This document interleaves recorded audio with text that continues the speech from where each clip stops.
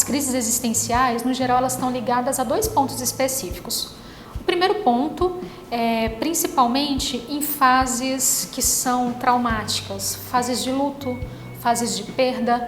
E nesses lutos aí a gente poderia, por exemplo, contemplar perda de um ente querido, um divórcio, a saída de um filho de casa, situações de uma doença crônica. Tudo isso a gente constitui luto e perda.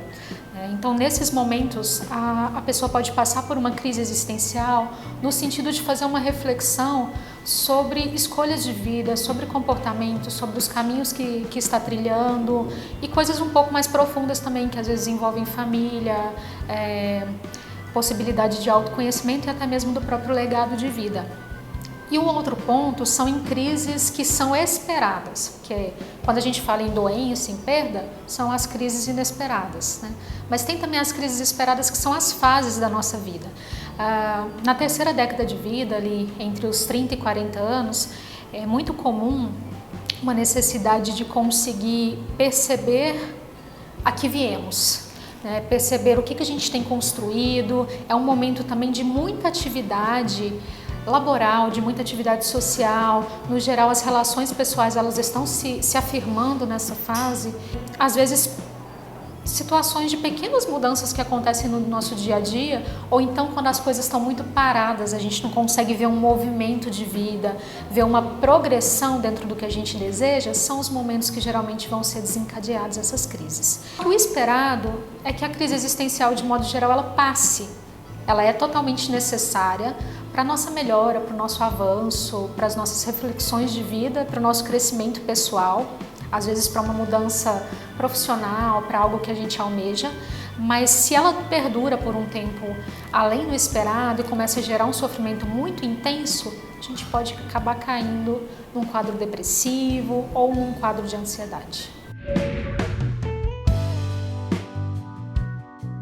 O mais importante para conseguir fazer com que isso não fique patológico e sim para que seja um movimento de melhora e de crescimento é conseguir refletir sobre o que nós temos feito até então, sobre possibilidades de mudança, sobre o quanto avançamos no nosso dia a dia em comparação àquilo que a gente quer se tornar, né? E usar isso para um fortalecimento do nosso próprio ego, da nossa própria condição de existência. Então a tendência é que dentro de alguns dias, feitas as reflexões e as adaptações de vida, que a gente consiga ter uma resolução mais natural. E nem sempre os sintomas da depressão, principalmente, eles vão ser identificados como algo patológico. Dependendo do tempo que duram, dependendo da intensidade, pode ser que a própria pessoa que está passando por esse período de sofrimento não vai ter uma noção de que é algo que precisa ser tratado. Então cabe primeiramente a quem está do lado, né, perceber essa perda de energia que não está dentro do habitual, alterações de apetite, falta de prazer em atividades que antes eram importantes. E se isso é algo que vai se mantendo por mais de 2 semanas de uma maneira mais crônica e que realmente está influenciando a questão de qualidade de vida e a própria produtividade, já é um ponto para a gente acender uma luz vermelha e, quem sabe, buscar pelo menos uma avaliação profissional.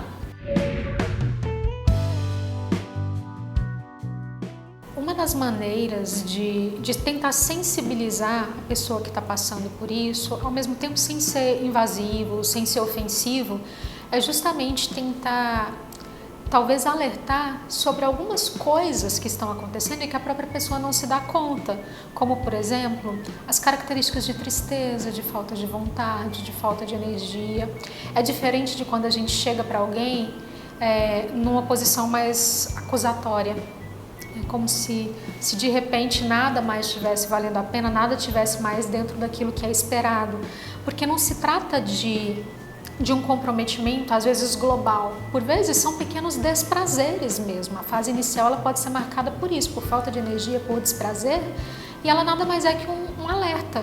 Então, às vezes, sensibilizar a pessoa que está vivendo esse tipo de situação para se atentar.